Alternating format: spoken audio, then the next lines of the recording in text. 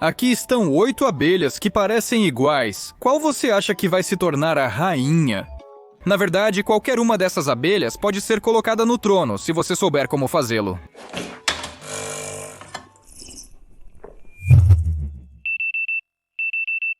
Após 2 horas, a temperatura caiu, ficando ideal. Faltam 10 horas para o fim do experimento, mas precisamos iniciá-lo agora. Ingredientes certos, condições ideais e mãos habilidosas. O necessário para criar uma rainha das abelhas. O surgimento da geleia real é um processo natural que as abelhas lidam bem sem ajuda humana. Mas as circunstâncias variam. Em certos casos, é apenas preciso produzir uma nova rainha. Ela é criada a partir dos mesmos ovos fecundados que as operárias, mas em condições especiais. Com a ajuda de uma ferramenta especial, que se parece um pouco com uma seringa, um gancho ou uma espátula, as larvas são colocadas em copinhos especiais. Isso deve ocorrer em clima fresco e úmido, com larvas bem alimentadas de no máximo 24 horas de idade. Na disputa pelo trono, a idade é um fator relevante. Após um tempo, as larvas podem retornar à colônia e as abelhas farão o resto. Elas alimentam as larvas apenas com geleia real, sem pólen ou mel. Essa é a dieta de um monarca. E em cerca de 2 semanas elas terão sua rainha. Na verdade, várias rainhas de uma vez, mas no final, como em um certo jogo dos tronos, só pode restar uma. Porque as abelhas simplesmente não têm esse conceito de família real. Como eu já disse, as rainhas vêm exatamente dos mesmos ovos que as abelhas comuns. Entre os insetos há algo similar à democracia. Inclusive, creio que já abordei esse tópico em outro vídeo. Aliás, por que as pessoas fazem tudo isso? Ficam mexendo nas larvas, cutucando-as com algum aparelho, monitorando a temperatura. Bem, ou seja, o sentido geral é claro, a colmeia simplesmente precisa de uma rainha. Sem ela não pode existir. As abelhas cumprem seus deveres de abelha quando têm por quem trabalhar. Mas por que isso aconteceu? Muitos animais no nosso planeta dependem de seus líderes, como as matriarcas dos elefantes e os casais alfa dos lobos. Os cientistas têm buscado a resposta para essa questão e tudo parece estar relacionado à tomada de decisões. Quando os seres se unem em grupo, eles precisam de alguém que tenha a palavra final. Você imagina quantas escolhas e decisões são necessárias na natureza selvagem? Aquilo era um falcão ou apenas uma sombra? Devo ficar aqui ou ir para outro lugar em busca de comida? Fugir do predador ou atacá-lo todos juntos? Não é surpreendente que os mais inteligentes ou experientes geralmente estejam no comando do grupo, pois sabem exatamente o que fazer. Chega, eu não aguento mais, já deu, não serei mais o seu líder. Vão embora daqui, eu disse vão embora, mas como sair daqui? Mas se você acha que os líderes no mundo animal surgiram só recentemente, quando apareceram todos esses mamíferos não muito inteligentes, aqui vai um fato para você. Os trilobitas tinham a mesma coisa. Esses pequenos artrópodes já estão extintos, mas temos fósseis suficientes para entender como era a vida deles. E em um desses fósseis, os cientistas descobriram que os trilobitas se moviam um atrás do outro, seguindo uma ordem e acompanhando um líder. E esse fóssil tem cerca de 480 milhões de anos, e nem é o exemplo mais antigo de liderança. Existe também um exemplo de criaturas parecidas com camarões que faziam a mesma coisa, mas já há 520 milhões de anos atrás. Em suma, bandos e seus líderes são invenções antigas da natureza. Mas retornemos às abelhas. Fato óbvio, o trabalho delas não consiste apenas em voar de uma flor para outra e fazer mel. Até mesmo pela maçã que está na sua mesa, você deve agradecer às abelhas. Por isso, a agricultura precisa muito desses insetos. O valor das culturas agrícolas que dependem da polinização das abelhas nos Estados Unidos é estimado em 14,6 bilhões de dólares por ano. Esses são dados do ano 2000. Não é surpreendente que os serviços dos apicultores sejam muito valorizados e o mel é um bônus agradável. Ao mesmo tempo, as próprias abelhas não são muito caras. Não estudei o mercado a fundo, mas a rainha das abelhas, o indivíduo mais importante da colônia, custa entre 25 a 40 dólares. Algo como uma pizza e meia ou 2, dependendo da cobertura. Quer dizer, 2 pizzas têm no mínimo 3 minimum. Porém, o benefício das abelhas vai além da polinização. Algumas delas trabalham para a polícia humana comum. Não estou narrando uma história em quadrinhos ou o roteiro da sequência de Zootopia. Então, a polícia mantém colmeias onde insetos fazem seu trabalho normal. Voam para lá e para cá, encontram boas plantas, voltam e contam uns aos outros exatamente quais plantas encontraram, dependendo dessas histórias. E as abelhas se comunicam por meio de uma dança. Os policiais verificam o pólen trazido e prendem as pessoas que cultivam quaisquer plantas proibidas. Você tinha um cacto crescendo em casa.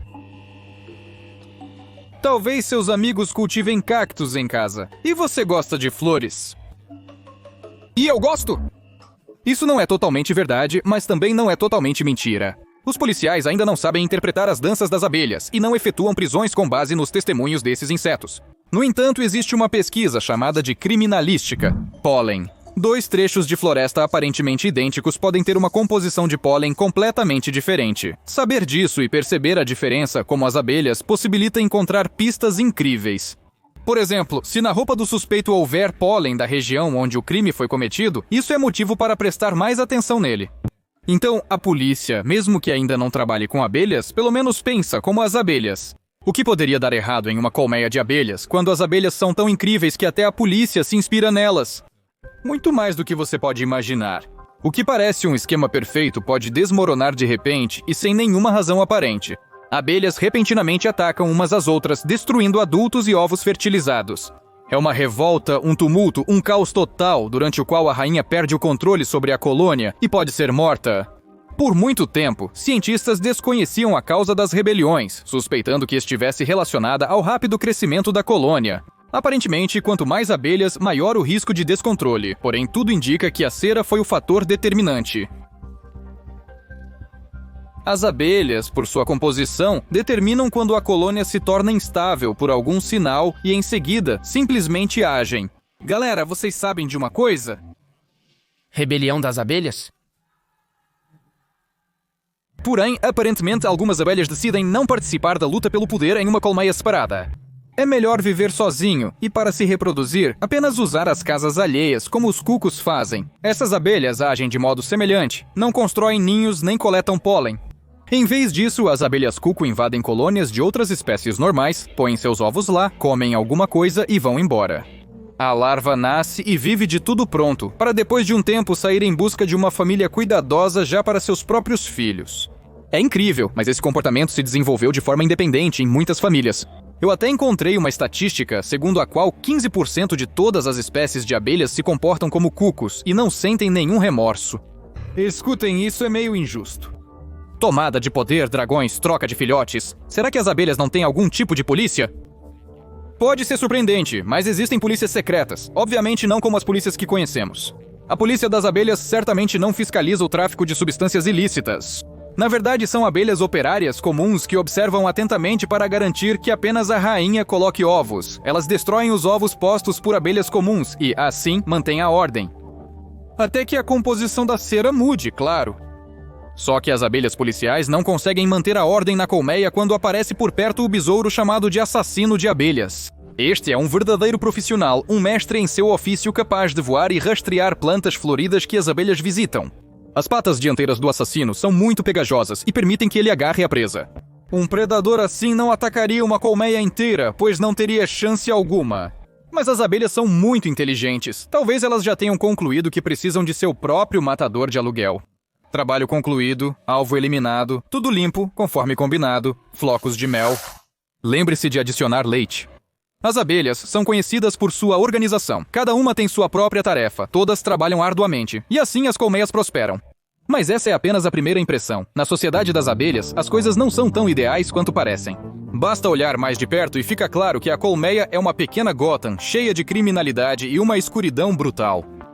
Você sabe o que é eutanásia? É um assunto polêmico que nunca sai de pauta, mas no mundo dos insetos ela também existe e parece realmente assustadora. Segundo o livro O Lado Sombrio da Colmeia, de Robin Moritz e Robin Crew, as abelhas matam a prole doente e adultos que adoeceram. Os primeiros geralmente são sufocados com resina ou sujeira, e os segundos as abelhas literalmente despedaçam. Após a morte, os corpos devem ser removidos para evitar epidemias na colmeia. E para isso, entre as abelhas existem coveiros. Acho que esse não é um trabalho em tempo integral. Afinal de contas, não é sempre que alguém precisa ser morto. Mas, de qualquer forma, as abelhas coveiras se livram dos mortos simplesmente jogando-os para fora da colmeia, em algum lugar mais distante. As formigas também apresentam um comportamento similar. Elas removem os mortos para longe do formigueiro ou criam um cemitério em uma área separada. É como uma tumba, onde as formigas organizam cuidadosamente os parentes falecidos, o que parece interessante. Além disso, as formigas coveiras evitam contato com as outras para não transmitir acidentalmente doenças dos cadáveres. Em Gotham das abelhas, ocorrem rebeliões onde as abelhas fortes exterminam as fracas. Os caras são muito responsáveis, mas voltemos ao assunto. O que está faltando? Bem, claro, roubo. Você consegue imaginar como é um apiário? Múltiplos apiários próximos entre si. Os habitantes de cada colmeia precisam produzir uma quantidade específica de mel, essencial para a sobrevivência da colônia inteira. Mas às vezes o plano simplesmente não dá certo, e então as abelhas começam a agir como as equipes mais desonestas em alguma fábrica. Elas plagiam os resultados das colegas. É claro que não dá para roubar mel sem ser notado pelas abelhas, e isso pode se transformar em um confronto completo, uma verdadeira guerra. Colônias fracas podem ser incapazes de proteger sua colmeia, resultando em saque total.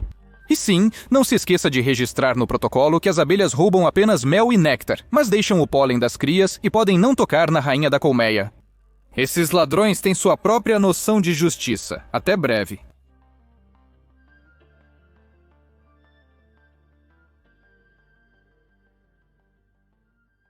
Legendas criadas por